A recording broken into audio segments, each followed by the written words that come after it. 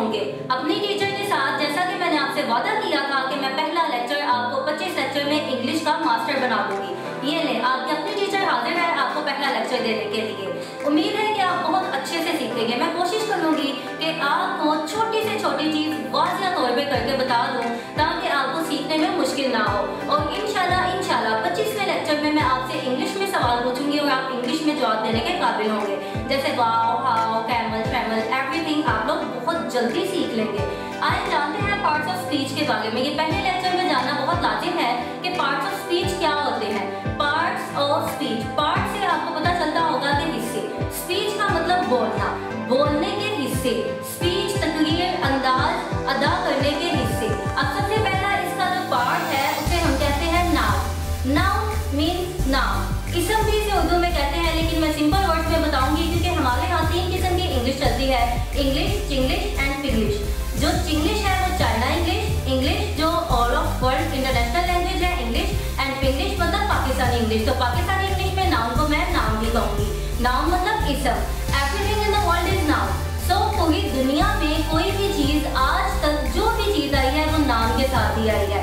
Even अगर आप छोटे से छोटा केमिकल भी उठाकर देख लें तो साइंटिस्ट ने उनको एक नाम दे दिया है। जी हाँ, दुनिया में हर चीज, ये कहना बजा नहीं होगा कि उसका नाम नहीं है, हर चीज का नाम है। So we can say that noun, everything in the world is noun. Next point is pronoun. Second, pronoun. Pro means पहले, नाउन मीन नाम। ठीक, तो प्रो मीन पहले, नाउन मीन नाम। नाम से पहले, नाम की जगह या पहले लगाने वाले हिस्से को हम कहते हैं प्रोनाउन। जैसे हम कहें अली स्कूल जाता है, अली वापिस आता है, अली अकेडमी जाता है, अली ट्यूशन जाता है। अली अली सुन के आप लोग अक जाएंगे, तक जाएंगे, तंग आ जाएंगे। इसीलिए मैं आपसे कहूंगी कि प्रोनाउन का यूज, बल्कि ये रूल्स एंड रेगुलेशंस है इंग्लिश के कि हम नाम की जगह पे ही, शी, इट का इस्तेमाल करते हैं। जिस तरह से Ali is going to school, he is a very good student, he is coming back from house. इस तरह से हम ये अल्फाज ही, शी, इट का जो इस्तेमाल करते हैं इसे प्रोनाउन कहते हैं। Next and third one is verb. Verb means काम, काम एक्शन। कोई भी काम, इवन सोना, खाना, पीना, उठना, जागना, सब कुछ काम है और इन सब को इंग्लिश में हम वर्ब कहते हैं। अगर आपसे कोई पूछे वर्ब क्या है तो आपने अब परेशान बिल्कुल नहीं होना। सिंपली काम, एक्शन, उनको हम वर्ब कहते हैं। अब नेक्स्ट वर्ड हमारा जो है एडवर्ब। एड मीन जमा एंड वर्ब मीन काम, काम में इजाफा। फॉर एग्जाम्पल, काम तो हम करते हैं जैसे खाना, पीना, उठना, सोना। सोना भी एक काम है। आराम से खाना, तेजी से भागना, जल्दी से उठना। जल्दी से उठना मतलब उठना तो है लेकिन जल्दी से, खाना तो है लेकिन तेजी से। ये सारी चीजें जो हमें काम में इजाफा करवाती हैं या काम में कमी पेशी दिखाती हैं, इनको हम कहते हैं एडवर्ब। सो नेक्स्ट वाली इज कंजक्शन। कंजक्शन आपको वर्ड से ही समझ आती होगी। जैसे हमने सबसे पहले नाउन किया, प्रोनाउन किया, वर्ब किया, एडवर्ब किया, तो आपको समझ आती ही होगी कि कंजक्शन क्या है। कंजक्ट का मतलब होता है मिलाना। सो कंजक्ट करना, दो जुमलों को, दो सेंटेंसेस को आपस में जब मिलाते हैं एंड से या कॉमे से, तो उसे हम क्या कहते हैं? कंजक्शन। कंजक्ट करना, आपस में जोड़ना, मिलाना। सो नेक्स्ट वन हम इंटरजंक्शन। इंटरजंक्शन का मतलब क्या होता है? ऐसे अल्फाज जो हम गम या खुशी के लम्हात में बोलते हैं, जैसे आ, ओह, हुर्रा, इस तरह के अल्फाज का इस्तेमाल करना इंटरजंक्शन कहलाता है। Next article. आर्टिकल में सिर्फ और सिर्फ 3 वर्ड्स आते हैं, आ, एन, द। द का यूज अगर मैं आपको बताती चलूँ तो आपको लगता होगा कि आ और एन का यूज भी हमने किया हुआ है। जैसे कि एक चीज के लिए आता है, अगर वॉयल्स हैं तो उनके लिए एन आता है, लेकिन सिर्फ वॉयल्स नहीं, वॉयल साउंड्स के साथ भी एन आता है। फॉर एग्जाम्पल मैं आपसे पूछूं he is a M A English holder, तो आप क्या लगाएंगी? आ, ठीक है, या यहाँ एन आएगा। तो आपको पता होना चाहिए कि वॉयल साउंड से पहले एन आता है, आ नहीं आता। आई होप सो कि आपको ये पहले ही पता होगा, लेकिन फिर भी मैं नॉलेज में इजाफा करना चाहती थी। आर्टिकल में जैसा कि मैंने आपको बताया कि 3 चीजें आती हैं, आ, एन एंड दी। सो आ जो है ये एक चीज के लिए, एन भी एक चीज के लिए, लेकिन एन वॉयल्स के साथ, आ जो है ये कॉन्सोनेंट्स के साथ आता है। वॉयल्स तो 5 होते हैं, ए, ई, आई, ओ, यू, लेकिन कॉन्सोनेंट्स बाकी जितने हरूफ एबीसी में बच जाते हैं उनको कॉन्सोनेंट्स कहते हैं। नेक्स्ट, अच्छा द का जो यूज है ये भी मैं आपको बताती चलूँ कि कभी भी आपने सिटी नेम के साथ द नहीं लगाना और हमेशा कंट्री नेम के सिटी नेम के साथ लगाना है, कंट्री नेम के साथ नहीं लगाना। फॉर एग्जाम्पल आप कहते हैं आई लिव इन पाकिस्तान, तो ये ठीक है, ये नहीं कहना I live in the Pakistan. जब आप I live in the Pakistan कहते हैं तो this is wrong and this is good जब हम कहते हैं आई लिव इन पाकिस्तान। सो कुछ ऐसे भी कंट्रीज हैं जिनके साथ द आता है, लेकिन उनका जिक्र एक का मैं आपको बता दूंगी कि वो नेदरलैंड्स है, क्योंकि वो एक जजीरा है इसलिए उसके साथ ये आता है कि उसके साथ द लगाना है। बाय द वे बाकी कोई भी कंट्री नेम है उसके साथ हम द लाजमी लगाते हैं और वो लगाना भी लाजिम है। नेक्स्ट वन हमारा है प्रेपोजिशन। प्रेपोजिशन आपको पता ही चलता होगा, प्रेपोजिशन, प्रीपोजिशन।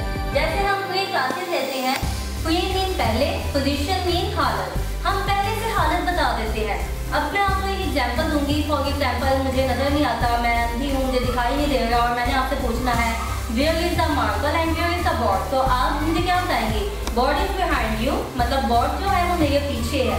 तो आपने क्या कहा? मुझे पहले की पोजीशन बता दी जिससे मेरा वक्त बच गया।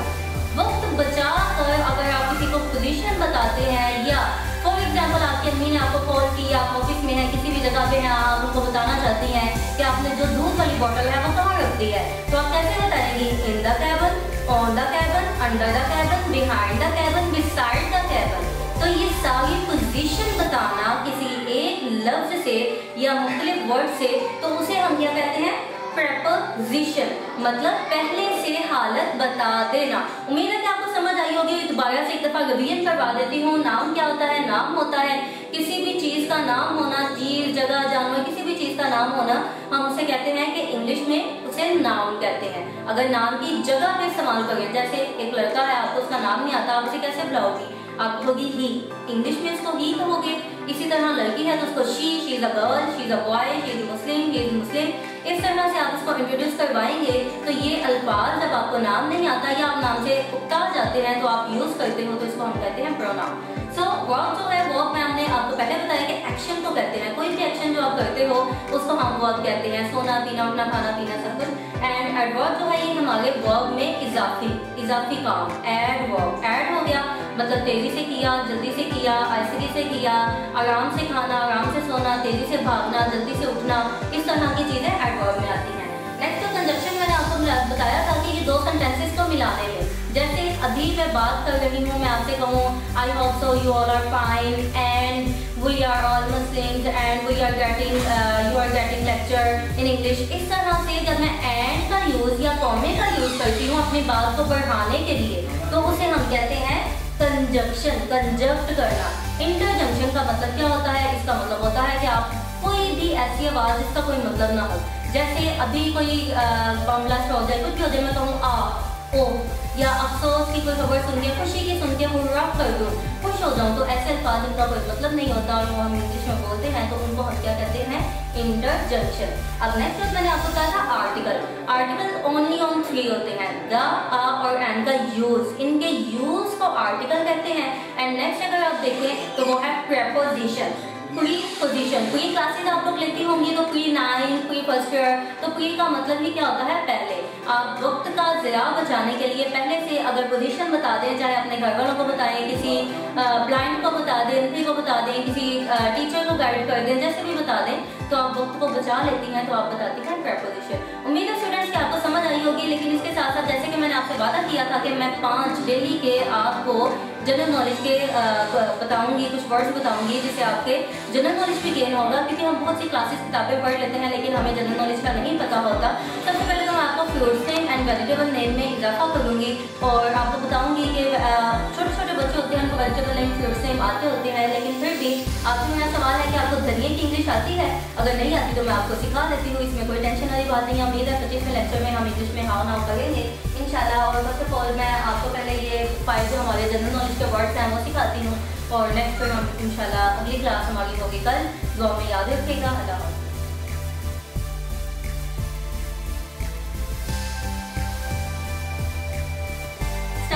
स्टॉप। अभी अल्लाह हाफिज़ बिल्कुल नहीं, अल्लाह हाफिज़ क्यों नहीं कहना, क्योंकि मैंने आपसे वादा किया था कि 5 आपको जनरल के वर्ड हर वीडियो के लास्ट पे लाजमी सिखाऊंगी, तो वो तो अभी हमारे बाकी हैं, तो अल्लाह हाफिज़ क्यों।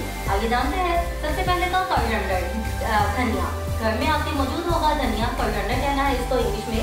नेक्स्ट हमारा है मेथी, फेनुग्रीक, जिसे हम इंग्लिश में फेनुग्रीक कहते हैं, फेनुग्रीक। ओके, प्रोनाउंस करना भी सीखेगा ऐसा ऐसा, इंशाल्लाह आपको वो भी सिखाऊंगी। जैसे हम वाव कह देते हैं लेकिन वाव नहीं होता, वाव होता है, ठीक है, इस तरह से बोलना है। नेक्स्ट जो है हमारा साग, साग को ग्रीनरी बोलते हैं इंग्लिश में। और नेक्स्ट जो है पालक, पालक आपने बचपन में देखा होगा कि छोटे होते पोपाई का सेलर मैन कार्टून लगा करते थे और इसके जो पोपाई का जो बॉक्स होता था उसमें पोपाई लिखा होता था। पालक को हम पोपाई भी बोलते हैं एंड स्पाइनच भी बोलते हैं, दोनों तरह से जैसे आपको इजी लगे आप बोल सकती हैं। और नेक्स्ट जो है हमारा 5 वाला, ये आपके लिए है कि आप हमें बताएंगे आप कितने इंटेलिजेंट हैं, आपने अपना टैलेंट बताना है। पाकिस्तानी स्टूडेंट बताएंगे कि पिंग्लिश उनकी कितनी स्ट्रॉन्ग है। इंग्लिश में मैंने आपको बताया था कि पिंग्लिश कौन सी इंग्लिश है, तो उसमें आपने मुझे बताना है कि बाथू की इंग्लिश क्या है। आजकल पंजाबी माएँ बहुत साग बनाती हैं जिसमें हमारी पालक, साग, ये धनिया, ये सब चीज़ें यूज़ होती हैं, तो बाथू का मुझे बताएं कि इसकी इंग्लिश क्या है। अगर किसी को पता है तो मुझे कमेंट लाजमी करें, आपको मैं रिप्लाई ज़रूर दूँगी। अल्लाह हाफिज़, अपनी दुआ में याद रखें।